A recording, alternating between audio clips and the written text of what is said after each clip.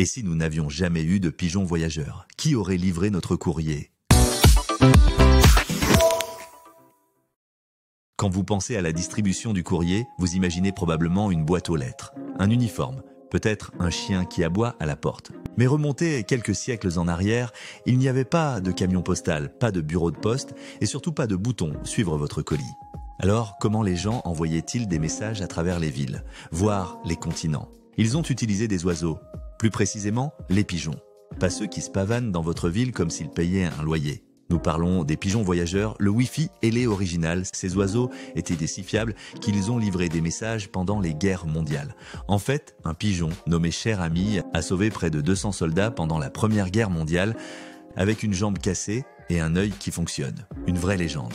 Mais voici la question. Et si les pigeons n'avaient jamais existé?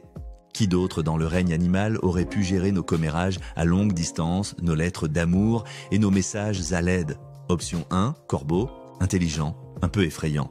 Les corbeaux étaient utilisés par les Vikings pour explorer les terres et retrouver leur chemin. Ils peuvent imiter des sons, résoudre des énigmes et même vous apporter des objets brillants. Livraison par courrier? Tout à fait possible. Mais ne vous attendez peut-être pas à ce que votre message arrive sans un soupçon d'espièglerie et un brin d'os. Option 2, chien. Les chiens ont été effectivement utilisés pendant les 2 guerres mondiales pour transmettre des messages à travers les lignes ennemies. Ils sont loyaux, rapides et toujours prêts pour un travail. Le problème, c'est qu'ils se laissent facilement distraire. Votre lettre urgente pourrait être détournée si un écureuil traverse le chemin. Option 3, dauphin. D'accord, ce n'est pas votre première pensée. Mais les dauphins sont assez intelligents pour suivre des commandes complexes.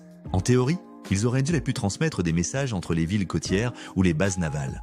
Le hic, pas de jambes terrestres. Votre courrier intérieur, toujours coincé dans une bouteille. Option 4, abeilles. Petit coursier avec GPS intégré. Les abeilles savent comment rentrer chez elles depuis des kilomètres en utilisant le soleil. Et ils dansent littéralement pour indiquer aux autres où aller. Attachez une micronote à l'un d'eux et voilà livraison secrète. Assurez-vous simplement que votre destinataire n'est pas allergique. Option 5, les éléphants. Ils étaient utilisés dans certaines régions d'Asie pour délivrer des messages et même des décrets royaux. Ils sont brillants et ont une mémoire incroyable. L'inconvénient, pas vraiment discret. De plus, imaginez essayer d'en expédier un par FedEx à travers une jungle. Option 6, les chats.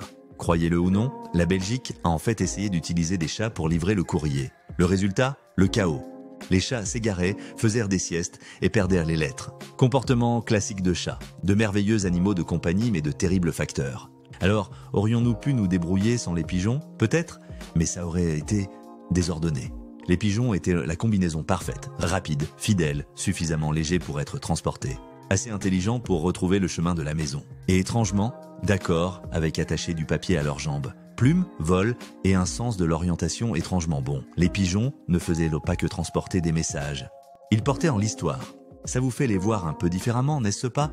Si vous avez aimé la vidéo, n'oubliez pas de l'aimer, de laisser un commentaire et de vous abonner à notre chaîne pour plus de contenu incroyable.